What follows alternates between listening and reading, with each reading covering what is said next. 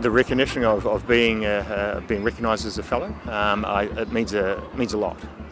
It's certainly something that I haven't strived for, but I'm certainly humbled and honoured, somewhat surprised as well. Making sure I've got some food on the table for my family.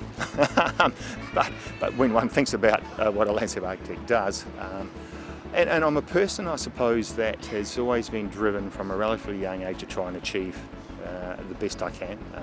In sports teams, I've always sort of been the organiser, the captain of, and I suppose that's what's driven me in terms of practice as well. I've wanted to lead a team, I've wanted to sort of organise a team, and I actually just really love, and it might sound cliche, but I really like what we do.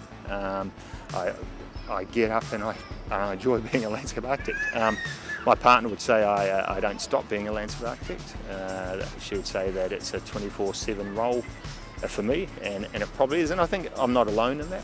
I think there are probably plenty of landscape architects that sort of are fueled by what we do, and I'm sure there's others and plenty of other professions exactly the same. But I like being a landscape architect. I like designing places for people.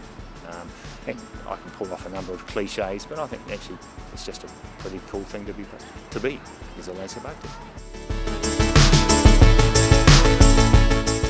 I think it's really hard to pinpoint one or pick out one project.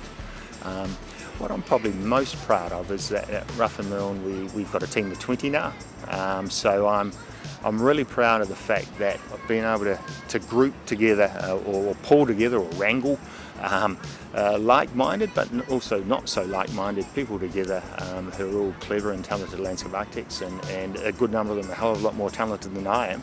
So I'm really proud of that fact, because if you haven't got too much talent, you surround yourself with talented people, and we've managed to do that. And I think we've got a practice that is relatively well recognised and respected in our industry and outside the profession as well. So I'm extremely proud of building on what Peter Rough established initially, and I teamed up with Peter, and there was the two of us for a number of years, and then we slowly evolved, not through any particular plan, but we evolved into sort of Rough and Milne as it is today. So I'm really proud of that. And one of the things we do as landscape architects, one of the important things, is communication, but the second one is building relationships. And hopefully those relationships are enduring relationships. And if you've got an enduring relationship with a client, you would hope that that manifests itself in your development and your design of that particular project, the landscape.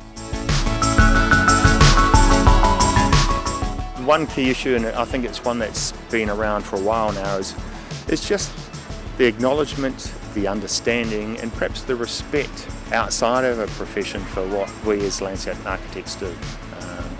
And I think the more we can promote ourselves, we don't need to be grandstanding, but we need to be present around tables, part of the conversations when it comes to projects that we're involved in.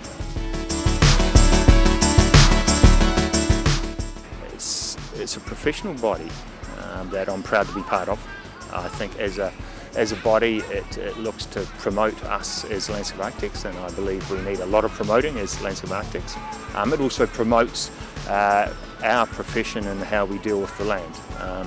And then when I also think about the NZILA and the other things it does, it's a core part of that is the continuing professional development of its members. And to me, that's a key part of what we do in our team at Rough and Milne as well. So to have a body sitting there that we are members of is very important. I think as I've grown as a landscape architect, the body has become more important and probably more significant to me.